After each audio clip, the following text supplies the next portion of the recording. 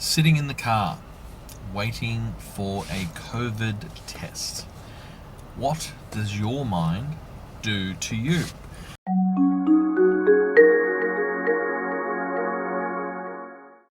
Well, if you've got positive things in your mind, you can just roll with those. But if you were genuinely concerned that you had been to an exposure site, that was what happened to us last time we were in this queue, sitting, waiting for a COVID test. And we had to occupy our minds with fun things. We had to put better pictures in our minds, better thoughts, better sounds, better feelings. Because the images that your mind wants to automatically make up do not serve you.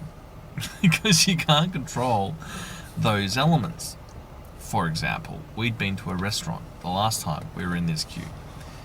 This time, we're actually looking to jump on a plane, so this is self-initiated.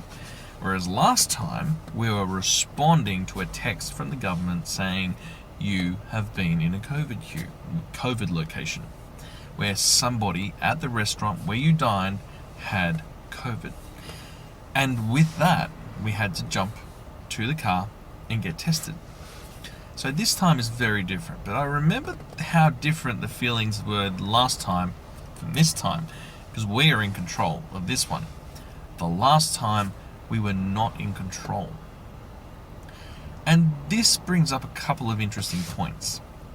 Control, that need to control your own expectations, your own destiny, and how it was all out of our hands. That was very, very different. Whereas we're quite calm here. We went to the supermarket, we got ourselves some food, we went to a restaurant, picked up some takeaway, and we're quite content sitting in the air conditioning for 2 hours waiting for our test. Whereas last time, it was a last minute thing because my partner couldn't go to work. We had to isolate. It was a very different situation. But the word control is a big one, where something's happened to you and you didn't have control over it. And this is where I love the work of the Stoics, for example. Stoicism, Marcus Aurelius, those sorts of people from history were Stoics. And the Stoic had a philosophy of only concerning yourself with the things you can control. We can't actually control whether you get COVID or not in that situation. You can't control who was in that restaurant.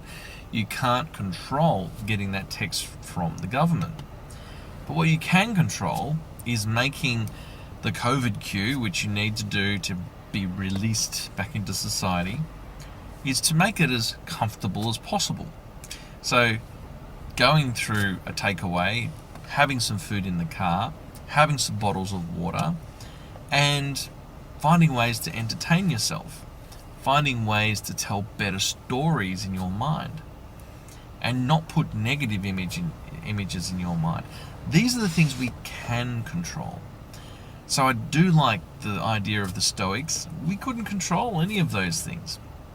Right now, I have to say, we do have a need for control because I feel comfortable because we're controlling this. We've chosen when, we've chosen why, we've chosen how we're going to get this test so that we can jump on a plane and go to Queensland from Victoria. And so with that in mind, what are you trying to control that's not in your control? What are you trying to control that is in your control? Focus on the things you know you have a big influence in, and do not try and control those who you have no control over. It might be other people who are not even in your world. You are not responsible for them, but yet we try to control them. But equally, we can't let other people control us. Don't let other people control us in ways that don't serve us. And sometimes we even hand over control. We actually give the entire control to someone who's proven, well, they may not have even proven. Maybe they're just, we don't even know if they'll look after us. and we'll hand it over to a complete stranger, or to a boss, or to a partner, or to an ex, or to someone. So who are you handing control over to willingly? Now this is a big one, because if wherever you're handing control over, you need to understand, what are you getting out of that? How do you benefit from that? Because there's a reason. It's called secondary gain in some contexts.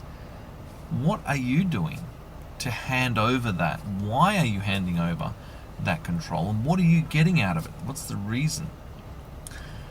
And especially if that person doesn't have your best interests at heart, that person, and you know they don't have your best interests in heart, that's where we've got to ask ourselves, why did I hand that control over to that person?